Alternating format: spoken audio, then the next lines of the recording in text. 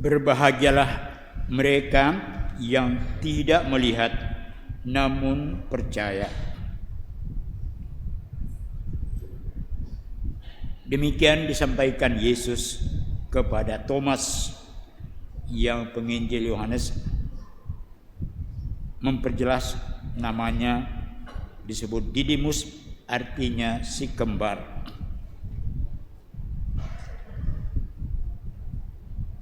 Saudari, saudaraku terkasih,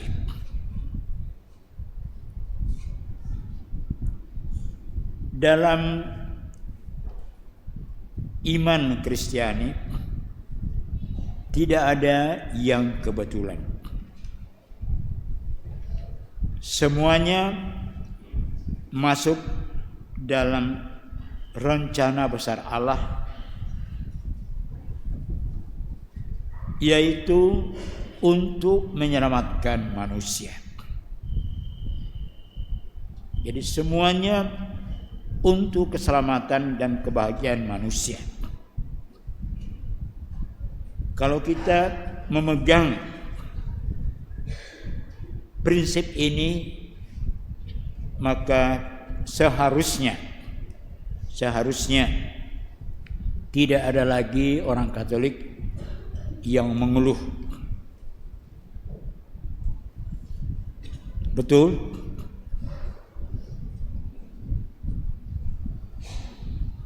Tidak ada orang Katolik yang mengeluh, apalagi mempersalahkan Tuhan atau mempersalahkan suami, istri, orang tua, anak-anak. Apa sebabnya? Karena semua yang kita hadapi dan kita alami sudah masuk dalam rencana besar Allah. Dari awal mula sampai akhir, seperti diingatkan oleh penulis kitab Wahyu dalam bacaan yang kedua tadi. Demikianlah Yohanes menitipkan kepada kita melalui Injil yang kita dengarkan pagi ini, bahwa masih begitu banyak hal yang diperbuat oleh Yesus.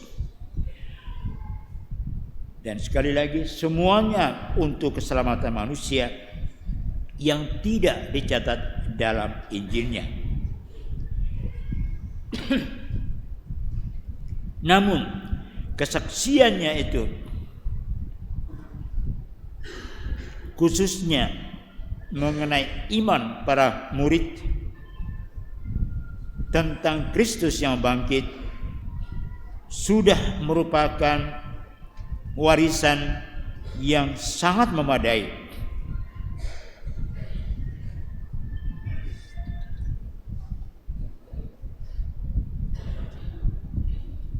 Yang sangat memadai untuk menuntun kita mengarungi gelombang kehidupan,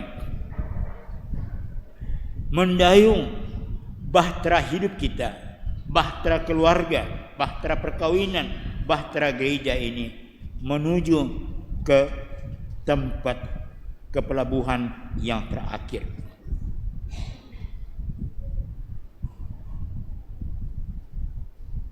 Tahun ini kita merayakan hari Minggu Kerahiman Ilahi itu tepat sehari sesudah mendiang Paus Fransiskus dimakamkan.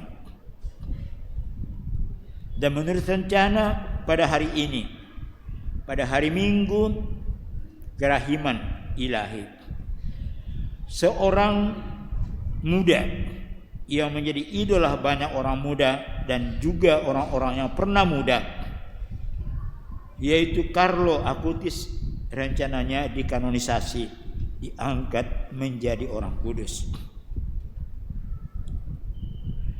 Dan itu semua bukan sesuatu yang kebetulan. Seperti bukan juga kebetulan ketika Yesus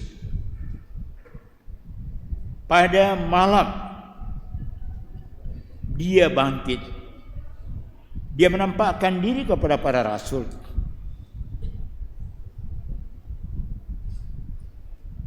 Dan salah seorang dari para rasul itu tidak hadir, yaitu Thomas yang disebut juga Didimus, si kembar. Ketika para murid masih terbelenggu dalam kubur ketakutan, kubur kegelisahan dan kecemasan, kubur ancaman dari orang-orang yang membunuh Yesus, guru mereka, ternyata tanpa disangka pintu-pintu terkunci. Yesus hadir, bukan di pojok ruangan di mana mereka ada, bukan di balik pintu, melainkan penginjil Yohanes mengatakan dia hadir di tengah-tengah mereka. Hadir tanpa mereka duga, tanpa mereka sangka, tanpa mereka harapkan.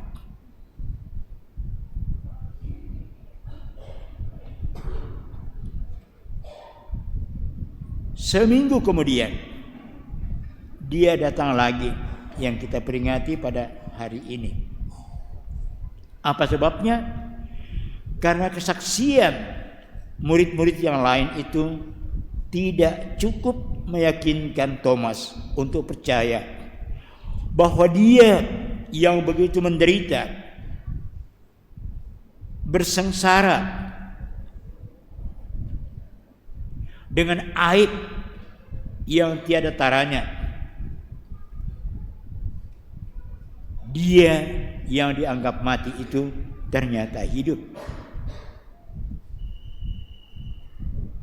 Dan Thomas berani bersumpah, kalau aku belum memasukkan jariku ke dalam luka-luka bekas paku, dan kalau aku belum masukkan tanganku ke dalam lambung yang ditombak oleh serdadu dengan tombaknya, aku belum percaya akan kesaksian kalian.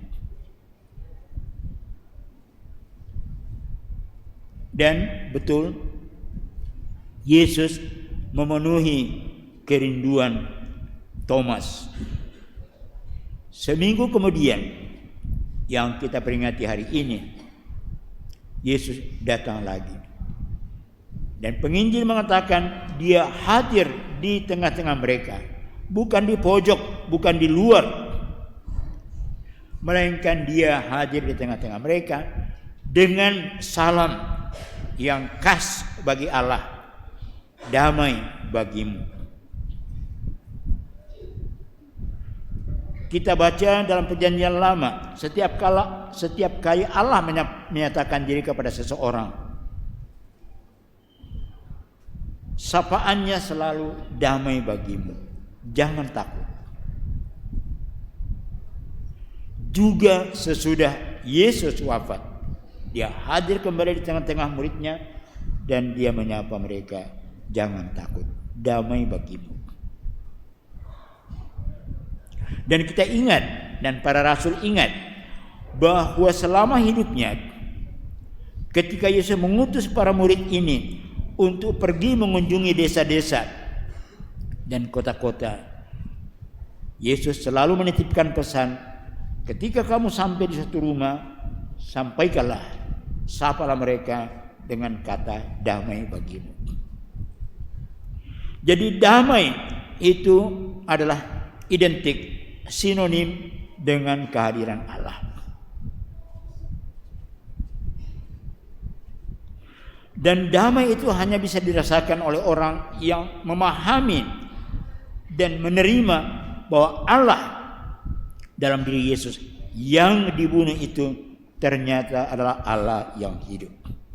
Oleh karena itu tadi saya berani mengatakan, ketika kita percaya akan apa yang diceritakan Yohanes dalam Injil pada hari ini, maka seharusnya tidak ada lagi orang Katolik yang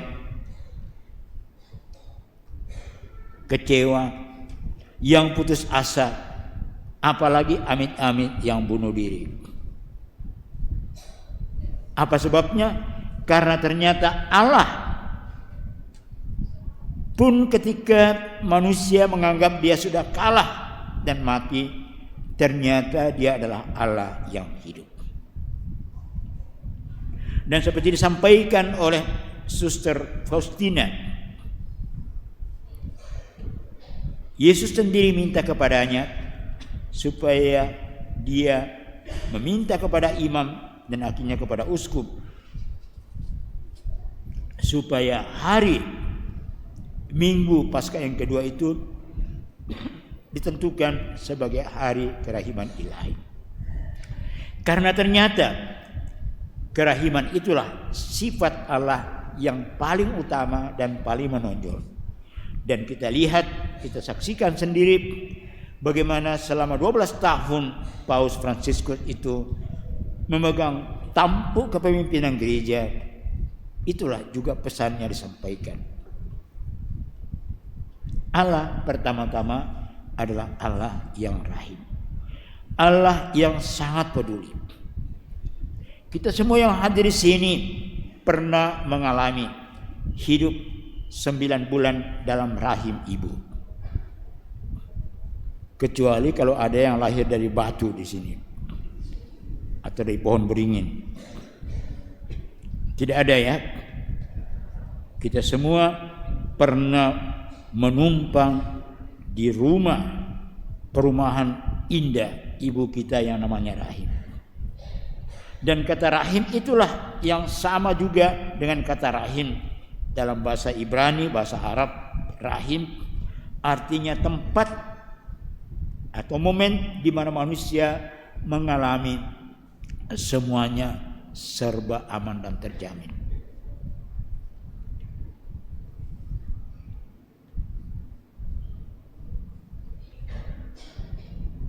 Seperti kita dan khususnya para devosan kerahiman ilahi menghayati bagaimana kerahiman Allah itu digambarkan bagaikan lautan yang tanpa tepi, yang tanpa batas, dan diberikan kepada semua orang tanpa syarat,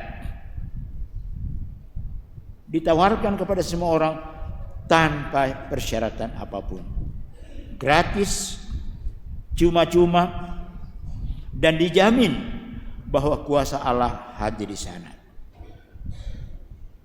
Saudara sekalian, ketika kita merayakan pesta kerahiman ilahi itu, kita mendapat tokoh Thomas Didymus, si kembar. Thomas adalah kembaran kita, adalah cerminan hidup kita. Murid-murid Yesus yang seringkali ragu tentang kerahiman Allah.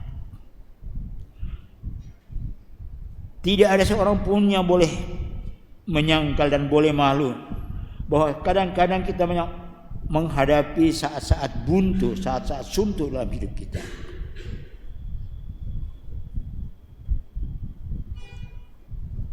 Tidak ada seorang pun yang tidak mengalami betapa kita begitu kecewa, begitu terpuruk ketika kita gagal. Ketika usaha kita dan cita-cita kita tidak berhasil. Tapi perayaan kerahiman ilahi dan pengalaman Thomas itu menjadi pelajaran bagi kita. Kasih Allah itu tidak pernah memakai takaran. Semuanya serba gratis, semuanya serba cuma-cuma. Tetapi seperti Yesus katakan, untuk itu kita mohon supaya iman kita semakin hari semakin ditambahkan. Iman kita akan kerahiman Allah itu harus diperkuat, harus ditambahkan hari demi hari. Selama kita belum menyadari bahwa Allah begitu mengasihi kita dan segala dosa kita diampuninya, kita tidak mungkin mengalami damai sejahtera itu. Amin. Amin. Hanya orang yang berserah diri kepada rencana dan kehendak Tuhan bisa mengalami damai. Sudah ditawarkan dengan gratis, dengan cuma-cuma. Tetapi seperti Thomas, kita seringkali tidak percaya. Thomas adalah gambaran dan kembaran kita. Karena macam-macam pengalaman masa lalu, kekecewaan, luka-luka, apapun juga. Lalu mata kita tertutup terhadap kehadiran Allah yang Maha Rahim. Dan sebagai akibatnya kita juga seperti Yesus katakan dalam Injil tadi, tidak siap untuk membawa damai kepada orang lain dengan memberikan pengampunan. Mengapa? Karena kita sendiri seringkali tidak yakin bahwa segala dosa dan pelanggaran kita di masa lalu sudah diampuni. Supaya apa? Supaya kita menjadi pembawa damai kepada orang-orang lain. Mulai dari orang-orang di sekitar kita, dalam rumah kita. Kita menyaksikan begitu banyak kekerasan di luar sana. Mungkin juga di tetangga kita, mungkin juga dalam rumah kita. Untuk itulah Yesus menampilkan diri sebagai yang sang kerahiman ilahi. Supaya kita mengalami pengampunan dari Tuhan, menikmati damai yang dibawanya, dan dengan demikian kita juga lebih mampu untuk membawa pengampunan dan damai bagi sesama. Jangan berharap bahwa kita boleh membawa damai ke dunia ini ketika kita tidak sungguh mengalami bahwa luka-luka kita, apapun juga penyebabnya, sudah dijamah oleh Yesus, sudah disiram dengan air dan darahnya. Tanpa memasukkan tangan kita ke dalam lambungnya, tanpa mencucukkan jari kita ke dalam luka-lukanya, kita tahu bahwa Dia terus menyapa kita, menjamah kita dengan kasih-Nya yang tanpa batas dan tanpa syarat. Semoga bukan saja para devosan kerahiman ilahi, tapi semua dan setiap orang beriman sungguh mengalami kasih sejati yang selama hidupnya, khususnya selama pontifikatnya, oleh Paus Fransiskus ditonjolkan dengan begitu kuat, sedemikian sehingga kita mengalami selama kunjungan beliau tidak sampai setahun yang lalu ke Indonesia, beliau merasa begitu bebas. Mau dikasih mobil dengan kaca anti peluru, beliau tidak mau. Malah dengan kaca terbuka, tidak takut apa-apa, dan ternyata memang tidak terjadi apa-apa. Itulah beliau adalah kembaran Thomas yang percaya akan penyelenggaraan Tuhan, ya Tuhanku dan Allahku. Kita juga di satu sisi ada kembaran Thomas yang susah untuk percaya dan mempercayakan hidup kita kepada penyelenggaraan Tuhan yang begitu maha baik. Kita mengandalkan kemampuan kita, kita mengandalkan kekayaan kita mengandalkan nama baik kita, apapun juga, gelar kesarjanaan apapun juga, tapi kita seringkali berat hati untuk mengandalkan kerahiman Allah.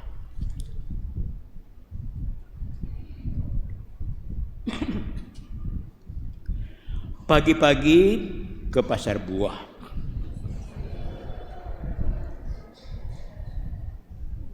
mengenakan rompi yang biru. Kepada Anda kuucapkan selamat Paskah.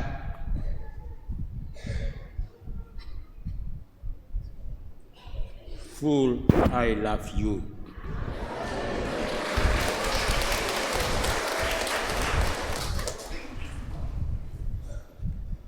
Ubur-ubur ikan lele,